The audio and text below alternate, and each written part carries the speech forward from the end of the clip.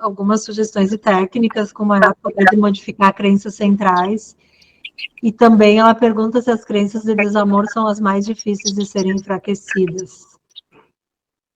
Olha, é muito difícil falar em quais são as mais difíceis, né?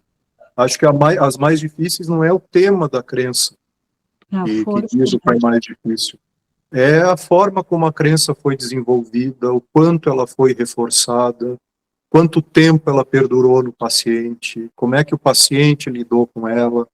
Então, assim, o tema, se é de desamor, se é de desvalia, a gente encontra níveis graves em todas essas crenças, né?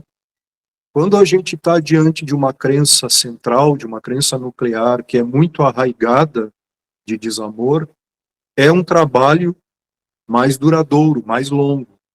Então, a gente vai sempre trabalhando com evidências que vão surgindo no dia a dia do paciente, onde mostram que ele tem algum valor ou que tem pessoas que têm sentimentos positivos em relação ao paciente. Então, a gente está sempre atento a esses sinais nas questões que o paciente traz no dia a dia. E sempre que a gente tem uma oportunidade, a gente vai para um questionamento, ajudando o paciente a enxergar sinalizadores de afeto positivo de outras pessoas. Às vezes, a gente pode encontrar um paciente que ele tem crenças de desamor tão arraigadas que ele se isola.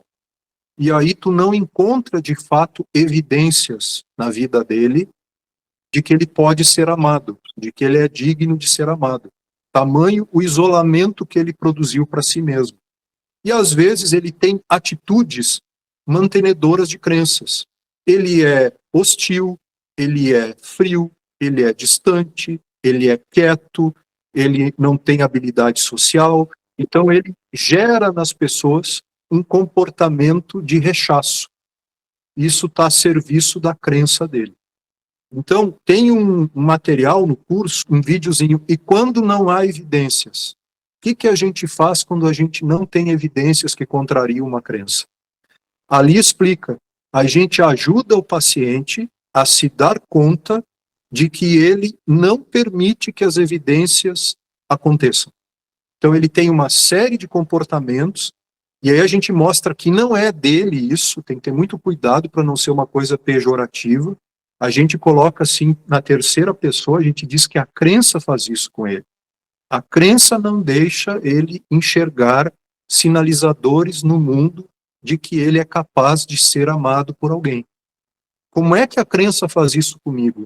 E aí a gente vai juntos desenvolvendo essa rede de comportamentos, de atitudes que afastam as pessoas.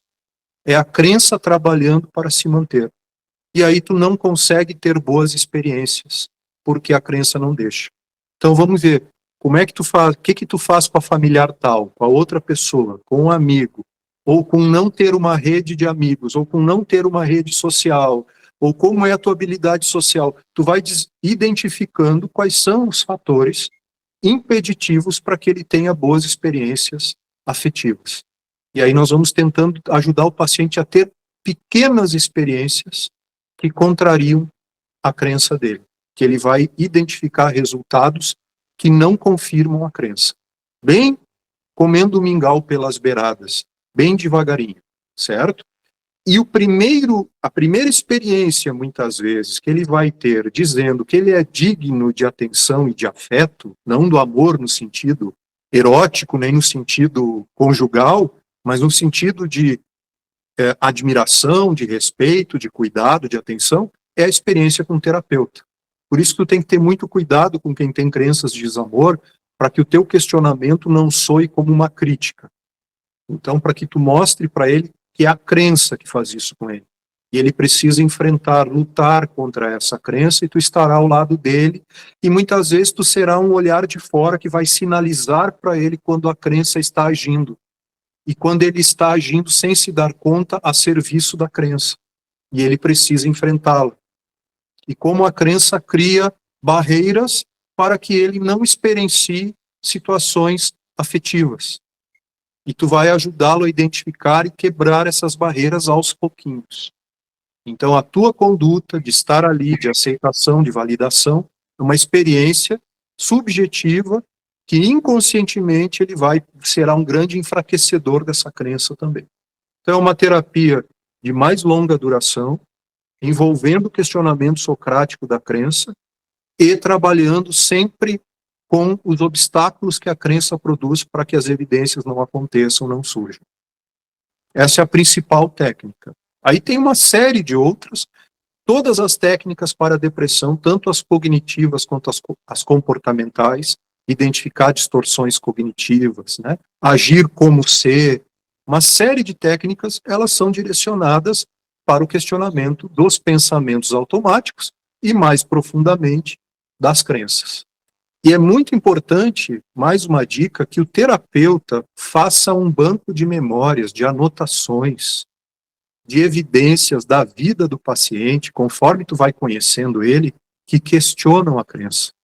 E, periodicamente, tu retoma isso nas sessões, porque a memória do paciente com crença de desamor também é extremamente seletiva. Ele vai esquecer essas evidências, ele vai menosprezá-las, ele vai bloqueá-las, ele só vai lembrar daquilo que a crença quer que ele lembre. Então, o terapeuta, ele vira um banco de memória auxiliar, né, complementar, que mostra para ele, não, olha, tu estás me dizendo isso, só que aconteceu tal coisa com aquela pessoa naquela época, daquela vez. Como é que isso bate com o que tu está me dizendo agora? Como é que a gente encaixa essas duas verdades aqui? Então, tu tem um banco de memórias. Senão, o terapeuta, cada sessão, ele tem que começar do zero, ele não lembra de nada, ele não tem nada anotado, e aí ele vai perder de 10 a 0 para o paciente, porque o paciente sabe da vida dele muito mais do que o terapeuta. Então, o terapeuta precisa ter prontuário, registro de dados, que o paciente, ele vai estrategicamente a serviço da sua crença esquecer.